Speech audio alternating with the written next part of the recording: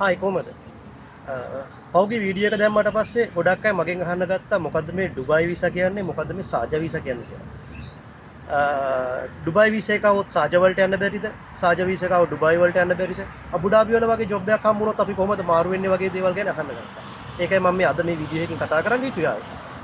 ඔයාලා ඉස්සෙල්ලාම දැනගන්න ඕන ඔයාලා මෙහෙට එන්ටර් වෙන්නේ UAE වීසා එකකින්.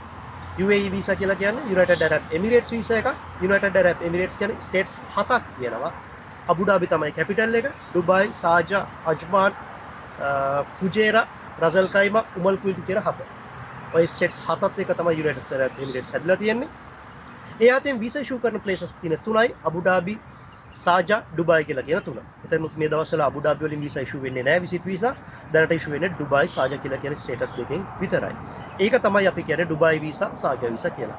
ඔය ආයේ මොන තැනකින් ගත්තත් ගන්නේ UAE වීසා එකක්. එතකොට ඔයාලට මේ ස්ටේට්ස් 7ෙම ඕන වෙලාවක ට්‍රැවල් කරන්න.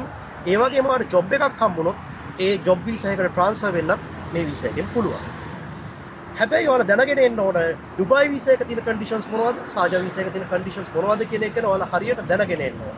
ඒ ආවේ නැත්නම් සමහරවිට ඔයාලට වීසා එක්ස්ටෙන්ඩ් එකකදී ස්ටේටස් චේන්ජ් කරන වෙලාවකදී වගේ ප්‍රශ්න ඇති වෙන්න පුළුවන්. ඒවා ගැන හරියට දැනගෙන ඉන්න.